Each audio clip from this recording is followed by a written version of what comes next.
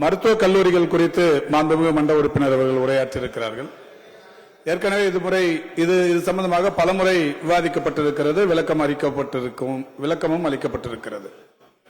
இந்த மருத்துவக் கல்லூரிகளை பொறுத்தவரை மாண்புமிகு முத்தமிழறிஞர் கலைஞர் அவர்கள் 2011 தொடக்கத்தில் மாவட்டத்திற்கு ஒரு மருத்துவக் கல்லூரி என்கின்ற அந்த திட்டத்தை இந்தியாவில் முதலில் முன்மொழிந்தவர் முத்தமிழறிஞர் கலைஞர்.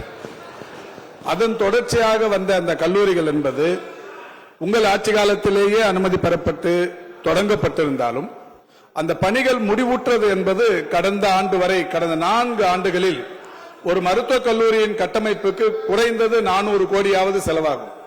நீங்கள் தொடங்கி வைத்துவிட்டு போனதற்கு பிறகு அந்த கல்லூரிகளை கட்டி, கல்லூரி மருத்துவமனைகளை கட்டி திறந்தது என்பது கடந்த ஓராண்டுக்கு முன்னால் வரை இந்த 11 கல்லூரிகளும் கல்லூரி மருத்துவமனைகளும் திறக்கப்பட்டிருக்கிறது.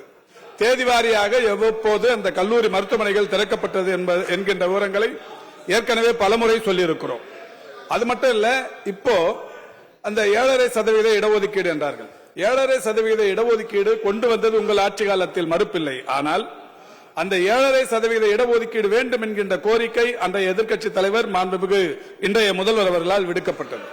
அந்த வந்ததுக்கு அப்புறம் 7.5% இடஒதுக்கீட்டிற்கான 7.5% இடஒதுக்கீட்டிற்கான மசோதா நிறைவேற்றப்பட்டு ஆளுநருக்கு அனுப்பி தூங்கிக் கொண்டிருந்தவர்கள் நீங்கள்.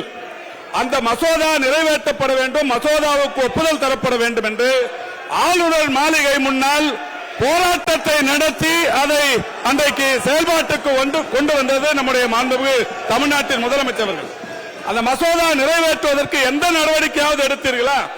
இங்க அனைத்து கட்சி மன்ற உறுப்பினர்களின் ஒப்புதலோடு மசோதா நிறைவேற்றப்பட்டு ஆளுநருக்கு அனுப்பப்பட்டது.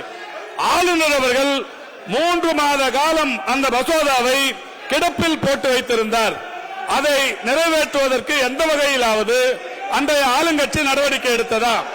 திமுக அன்றைக்கு நடத்திய ஒரு மிகப்பெரிய அளவிலான ஆளுநர் மாளிகை போராட்டம் தான் அந்த மசோதா நிறைவேறுவதற்கு காரணமாக இருந்தது. இன்னொன்னும் கூட உறுப்பினர் இன்னொரு செய்தியும் சொன்னார்.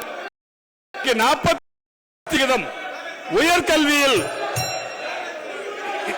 ஒன்றிய அரசின் உயர்கல்வி சேர்க்கை 28.4, தமிழ்நாட்டில் உயர்கல்வியின் சேர்க்கை 47%.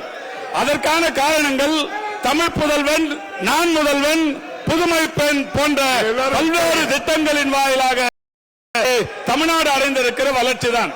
ஒரு 12.5 லட்சம் மாணவ மாணவியர் தமிழ் புதல்வனிலும் புதுமை பெண்ணிலும் பயன்பெற்றிருக்கிறார்கள்.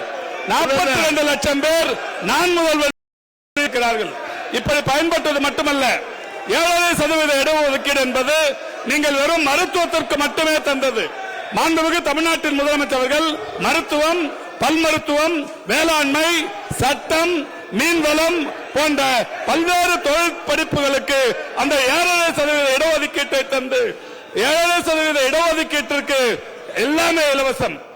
அதாவது தங்குமிடம் இலவசம், கல்வி கட்டணம் இலவசம், உணவு கட்டணம் இலவசம் என்று அனைத்து துறை தொழில் படிப்புகளுக்கும் நம்முடைய மாண்புமிகு முதல்வர் அவர்கள் அந்த இடஒதுக்கீட்டை கொண்டு வந்ததுதான் இந்த 47% உயர்கல்வி வளர்ச்சிக்கு காரணம் என்பதை தங்களின் வாயிலாக தெரிவித்துக் கொள்கின்றனர்.